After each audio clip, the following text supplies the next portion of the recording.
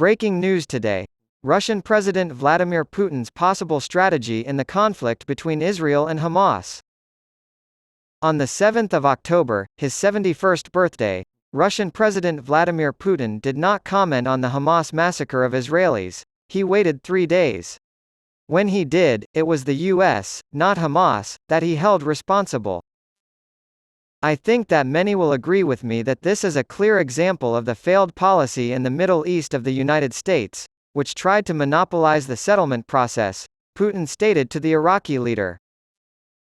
In response to a raid into Israel on October 7, during which 1,200 people were killed and 240 hostages were taken into the enclave, Israel has vowed to destroy the Hamas militant group, which controls the Gaza Strip. The health ministry in Gaza, which is controlled by Hamas, reported that over 12,000 Palestinians have been killed in Israel's retaliatory military attack on the territory. Putin extended his condolences to Benjamin Netanyahu, the Prime Minister of Israel, for the loss of Israeli life 6 days later. Following this, Russia announced that a Hamas delegation was in Moscow for negotiations 10 days later. Russian and Western experts on international affairs believe that Putin is attempting to escalate his perceived existential struggle with the West over a new global order, which he sees as already taking form, by leveraging Israel's war against Hamas. Russia understands that the US and the EU have fully supported Israel, but the US and the EU are now the embodiment of evil and cannot be right in any way, wrote Sergei Markov, a former Kremlin advisor, on his blog, explaining Putin's need to differentiate himself. As a result, the United States and the European Union will not have Russia on their side. At present, Russia's principal adversary is the United States, which is also Israel's primary ally. And Russia's ally Iran is Hamas' ally. Tehran, which supports Hamas and whom Washington accuses of providing drones to Moscow for use in its ongoing drone war with Russia, is becoming more and more of an ally to Moscow.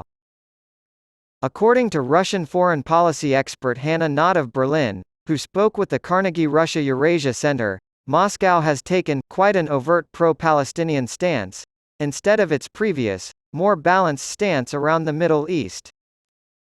In doing all of this, Russia understands very well that it aligns itself with constituencies across the Middle East and even beyond, in the Global South, in their views on the Palestinian issue where the Palestinian cause continues to resonate, according to her. In his pursuit of a new global order that would diminish U.S. influence, Putin is aiming squarely at those groups. The most important way in which Russia stands to benefit from this crisis in Gaza is by scoring points in the court of global public opinion, Knott said. According to Putin, when you look at the suffering and bloodied children, in Gaza, you clench your fists and tears come to your eyes. Russian lawmaker accuses Western nations of hypocrisy.